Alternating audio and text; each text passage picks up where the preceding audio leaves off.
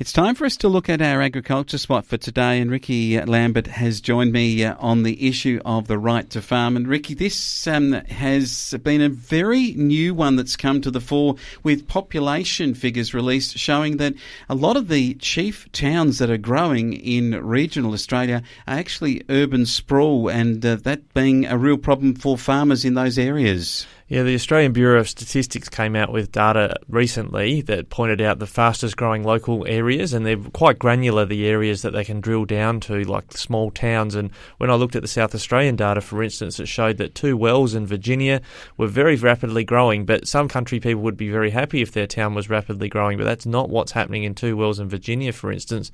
They're going to be suburbs very soon because they're right on the edge of northern Adelaide, and the suburban sprawl is heading into their towns, which is also going to affect the horticulture and the glasshouse industries that are there growing food. And Ricky, this is not just in South Australia, it's in New South Wales. Some big rural towns like Wagga Wagga are facing a similar issue, and the role of agriculture and its recognition in planning submissions is something that is being looked at by New South Wales farmers. Yeah, correct. The ABS data showed that one of the fastest regional growth areas in regional New South Wales is Wagga North. We're able to get down to that level. It's the northern side of Wagga that's growing, and that's going to encroach on farming there. And I was pleased to see yesterday the New South Wales farmers came out with their submission for their state budget. All the states are preparing their state budgets, and interest groups are saying what they'd like to see in that budget. It's really pleasing to see President James Jackson talking about a whole-of-government approach to preserving important agricultural land.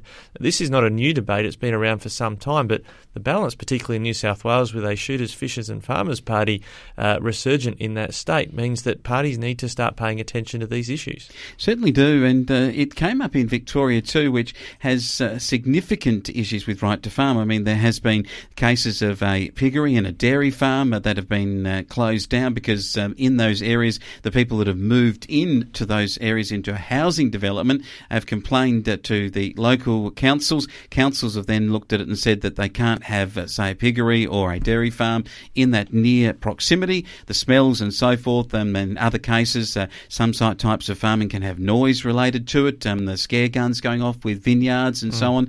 These have become something that Victoria have looked at, and the farmers in Victoria have made a statement on it. Melbourne's Green Wedge planning submissions, and that was a exhibition that was up for public consultation in February this year. Yeah, and even just in my own hometown, I live next door to a decommissioned abattoir, and that was closed because it was too close to the town, and people complained about the smell and the noise of the animals from in there. And on another side of our town, and it's only a small town, but it's expanding, there's a farmer who's put a sign on their fence line there saying, "Be warned, if you buy here, you will be so there'll be tractors and machinery moving around during the night whenever we need to harvest our grapes." So the Victorian Farmers Federation have said this is actually something that should be mandatory, that we should have a vendor statement whenever people are buying land in a farming area, that they will be exposed to noise, smell and dust potentially caused by agricultural activities. And that is, I think, a solution, a practical solution across the states, is that these planning laws and the Sale of Land Acts need to be changed to say that when you're buying in a farming area, you need to be forewarned that you are going to buy next door to operational farming enterprises. Yes, it is a really interesting situation as we look at statistics that do show that we are seeing some populations from cities move to the country areas. It seems that they're more likely moving to outer metropolitan or towns that are being engulfed, and that creates some huge issues. And in our broadcast regions, we can certainly attest to that in both New South Wales, Victoria and South Australia.